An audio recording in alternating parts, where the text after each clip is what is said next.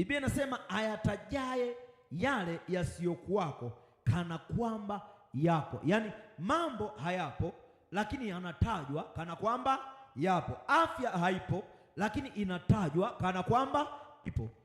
Mungu toka anaumba hii dunia, yeye alikuwa anasema na iwe nuru. Maana yake ile nuru ilikuwemo ndani ya Mungu. Ndani ya Mungu kulikuwa na wazo la kuweka nuru duniani, aweke jua duniani. Ndani ya Mungu lilikuwepo wazo ndani ya Mungu. Ndio maana ukisoma maandiko inasema na akasema na iwe nuru, na ikawa nuru. Sasa kinachosababisha itokee ni kwa sababu Mungu alikuwa anaona. Hiyo ni Mwanzo 1:3-4. Utaona Mungu akasema iwe nuru, inasema ikawa nuru. Mungu akaiona nuru ya kuwa ni njema, Mungu akatenga nuru na giza. Lakini kinachofanya litokee ni kwa sababu ndani ya Mungu aliona nuru. Sasa sisi tunapompokea Kristo, tunapompokea Yesu, tunapookoka, tunafanyika kuwa watoto wa Mungu. Tukifanyika kuwa watoto wa Mungu, neno la Mungu linasema katika ile Zaburi 87 ule mstari wa 6, inasema mimi nimesema ndinyi miungu na wana wa aliye juu, enyi nyote. Yeye amesema sisi ni miungu. Mungu anapokuokoa, anapokupa maisha ya wokovu, anauweka uungu ndani yako. Ule uungu ndani yako ndio unaotakiwa uone vitu, unatakiwa uone mambo makubwa, unatakiwa uone mambo yasiyo ya kawaida. Wengi wanaona vitu vya kawaida. Ndio maana uokovu wako ni wa kawaida, afya yako ni ya kawaida, kila kitu unachokifanya ni cha kawaida, kwa sababu bado jicho lako halijaona ukuu ambao Mungu ameuweka ndani yako. Anasema mimi nimesema. Tumekuwa miungu kwa sababu tumeumbwa na Mungu. Tumekuwa miungu kwa sababu tumeokolewa, tumeokoka. Kama kuna kitu cha thamani ni wewe kuendelea kung'ang'ania uokovu, kuendelea kushika uokovu. Hutaacha uokovu hata katikati ya magumu kama macho yako yanaona. Macho yakitobolewa, macho yakiwa hayaoni, hakuna linalotokea kwenye maisha. Tunapookoka tunafanyika kuwa uzao mteule. Ndio maana ukisoma ile wa Petro wa kwanza 2:9 anasema wazi, bali ninyi ni uzao mteule, ukuhani wa kifalme, taifa takatifu, watu wa miliki ya Mungu, mpate kuzitangaza fadhili zake kwake aliyewaita. Wewe hapo ulipokaa mbele za Mungu ni uzao mteule. Mungu akikuangalia anakuona ni wa thamani. Mungu akiangalia anakuona ni wa pekee. Mungu akiangalia anakuona wewe sio wa kawaida. Ukiamua kuishi maisha ya kawaida ni kwa sababu umetaka, ila sio kwa sababu Mungu ameweka hatima ndogo. Mungu aweza akakuokoa na akaweka hatima ndogo. Kila aliyookolewa ana hatima, ana baraka, ana uwezo ambao ni mkubwa. Ndio maana Paulo akasema tunashinda na zaidi ya kushinda. Ukiona unashindwa ni kwa sababu macho yako hayajaona kama Mungu anaweza akakushindia na akakutoa hapa. Wengi wameshindwa kwa sababu ya macho, sio kwa sababu Mungu hawezi, sio kwa sababu neno haliwezi. Wengi wamekubali kukaa kwenye maisha ya unyonge.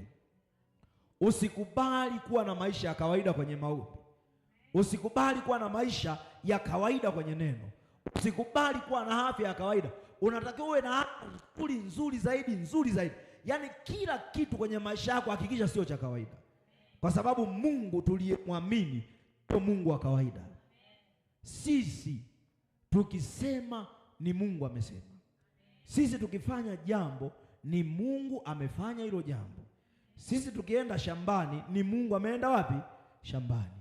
Tunapokuwa mahali popote, tunapofanya kitu popote ni Mungu wetu amefanya.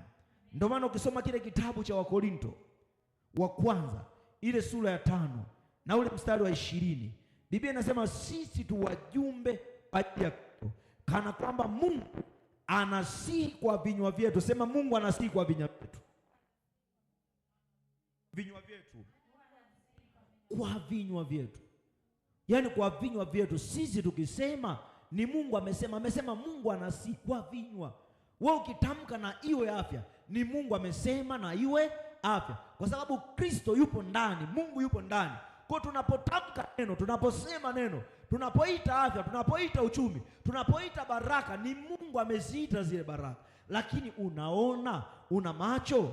Ukisoma kile kitabu cha Yeremia 15:19 anasema, kwa sababu hiyo Bwana asema hivi, ukirudi ndipo mimi nitakapokurejesha kusimama mbele zangu, ukitoa kilicho cha thamani katika kilicho kibovu, utakuwa kama kinywa changu. Sema, ukitoa kilicho cha thamani katika kilicho kibovu, utakuwa kama kinywa changu. Utakuwa kama kinywa changu. Wewe ni kinywa cha Bwana. Sema vitu kwa ujasiri. Kuna vitu havitakuja mpaka umezungumza. Wewe unasema tu, hata kama unaumwa unasema kwa jina la Yesu mimi ni mzima. Unakiri ushindi, unatamka ushindi, unatamka baraka. Usilinganishe maisha ulionayo na neno la Mungu. Neno la Mungu ni kubwa kuliko tatizo ulilonalo leo. Anasema mimi nimeikuza ahadi kuliko jina.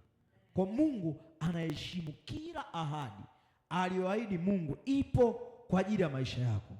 Hakikisha unasema, hakikisha unatamka baraka. Ukienda ile Isaya 57:19, yeye anasema mimi ninayaumba matunda ya midomo, ninayaumba. Kile unachokisema Mungu anaumba, kile unachotamka Mungu anaumba. Ndio maana ile Mithali 18:21 akasema mauti na uzima huwa katika uzima. Ukitaka uzima, hakikisha ulimi wako na tamka kushinda.